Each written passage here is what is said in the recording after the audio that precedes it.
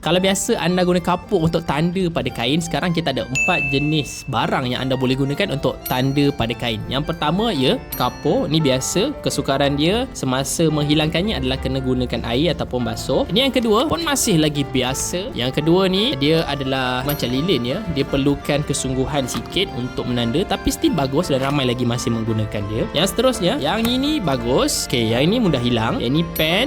Yang mana ink ni kalau kita kena pada kain dan bila kita basuh dia akan mudah hilang ataupun spray dengan air. Yang ni pun sama. Yang ini adalah pensel menanda. Apabila guna air dia akan mudah hilang. Dia tak perlu bersungguh sangat untuk hilangkan. Kalau yang dua ni perlu bersungguh. So anda lebih prefer yang mana? Yang lebih bersungguh atau yang lebih mudah? Cuba komen sikit. Saya terlupa satu lagi. Ini adalah kapur panda. Kapur panda ni bagus. Dia senang hilang. Dia pun tajam. Tak payah nak selalu asah. Cuma dia mudah pecah. Yang tu kena berhati-hatilah. So kalau anda beli dia ada banyak kat dalam ni. Saya rasa ada berapa puluh 20 ke 30 keping kapur dekat dalam ini.